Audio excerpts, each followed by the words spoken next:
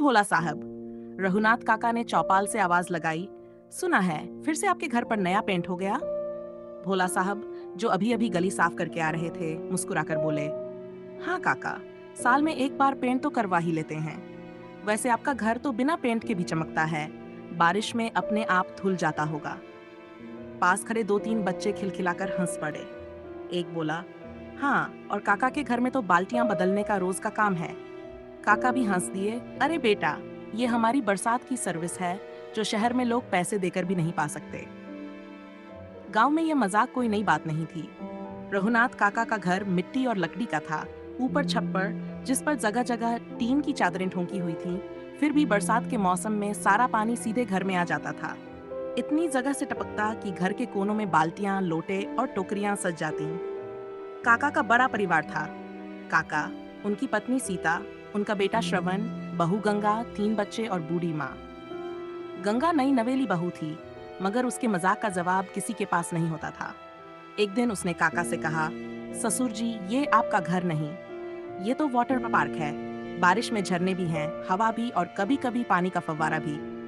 काका ठाका लगाकर बोले, अरे बहू, ये सब हमारी प्राकृतिक सुविधाएं हैं, बिल्कुल मुफ्त। उधर भोला साहब का घर पूरे गांव में सबसे अच्छा माना जाता था। पक्का मकान, रंग बिरंगी दीवारें, लोहे का गेट और अंदर चमचमाता फर्नीचर, जैसे किसी महाराजा का घर। उनका छोटा सा परिवार था, भोला साहब, उनकी पत्नी सुमित्रा, एक बेटा और उनके बूढ़े पिताजी। उनके घर की सफाई देखकर लोग कहते, यहाँ तो अगर रोटी गिर जाए तो धोकर वापस रख दो, धूल तक नहीं लगेगी। एक दिन पंचायत में चर्चा छिड़ी कि अगले हफ्ते गांव में मेला है और बाहर से एक बड़ी बारात आई है। सब सोच रहे थे, बारातियों के ठहरने का इंतजाम कहाँ हो। रघुनाथ काका ने हंसते हुए कहा, हमारे घर में ऊपर की मंजिल पर आराम से सो जाएंगे मेहमान। गंगा बहू ने तुरंत जोड़ा, हाँ, खुला आसमान और ठंडी हवा, कोई होटल ऐसा देगा। भोला साहब बोले, हमारे घर में पक्की छत और बढ़िया बिस्तर है, बारिश में भीगने का डर नहीं। पंच ने फैसला सुनाया, ठीक है, सोने का इंतजाम काका के घर में और खाने का भोला साहब के घर में होगा। बारात का दिन आया तो गांव में चहल पहल मच गई। भोला साहब के घर में पूड़ी, आलू की सब्जी, खीर, पकौड़ी, सबका इंतजाम था। सुमित्रा भाभी और उनकी मददगार औरतें रसोई में जुटी थीं। गंगा बहू वहां पहुंची तो बोली, वाह दीदी, यहाँ तो सब कुछ इतना सजा धजा है कि खाने से पहले फोटो खिंचवाने का मन करे। सुमित्रा ने मुस्कुराकर कहा, और तुम्हारे यहाँ खाने से पहले बाल्टी बदलने का मन करता होगा। दोनों की हंसी में प्यार भी था और तंज भी। रात को सोने के लिए बाराती काका के घर पहुंचे। लकड़ी की सीढ़ियां चढ़ते चढ़ते कुछ लोग हांफ गए। ऊपर पहुंचते ही ठंडी हवा और साफ आसमान देखकर बोले, अरे वाह, यहाँ तो होटल से भी अच्छा नजारा है। गंगा बहू हंसते हुए बोली, हाँ, यहाँ तारे गिनना फ्री है, लेकिन अगर बादल आ गए तो पानी गिनना पड़ेगा। सब हंस पड़े और बीच बीच में बारिश की हल्की बूंदें आकर जैसे उनका स्वागत कर रही थीं। काका बोले, ये हमारे घर का वेलकम ड्रिंक है। मेले के बाद गांव में चर्चा होने लगी, काका, तुम्हारा घर ऊंचा है लेकिन पक्का नहीं, और भोला साहब का घर पक्का है लेकिन ऊंचा नहीं।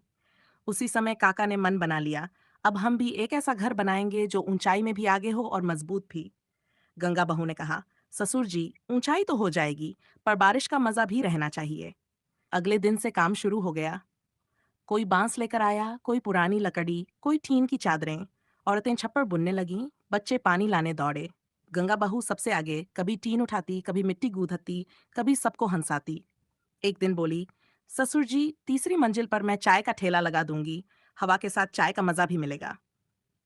काका हंसकर बोले, अरे बहू, तीसरी मंजिल तो हमारा सिनेमा हॉल होगा, खुला आसमान, मुफ्त का स्क्रीन। 3 हफ्तों की मेहनत के बाद गांव की सबसे ऊंची झोपड़ी खड़ी थी। पहली मंजिल पर रसोई और बैठक, दूसरी मंजिल पर सोने का कमरा और तीसरी मंजिल पर खुला छत, जहां से पूरा गांव दिखता था। भोला साहब आए और बोले, काका, अब तो तुम्हारा घर मुझसे ऊंचा हो गया। गंगा बहू ने हंसते हुए कहा, हाँ, अब हम गरीब भी ऊपर से नजारा देख सकते हैं और बारिश का मजा भी ले सकते हैं। काका गर्व से बोले, ये है हमारी 3 मंजिला झोपड़ी, गांव की शान। उस दिन से ये झोपड़ी सिर्फ उनका घर नहीं रही, बल्कि पूरे गांव का सबसे प्यारा ठिकाना बन गई। अब गंगा बहू अपने झोपड़ी नुमा मकान में पहली मंजिल पर बैठकर कभी चाय तो कभी पकौड़ी बनाकर सबको खिला देती। भोला साहब भी कभी कभी आकर कहते, काका, पक्का मकान हो या झोपड़ी, असली मजा तो यहाँ की हंसी और अपनापन में है।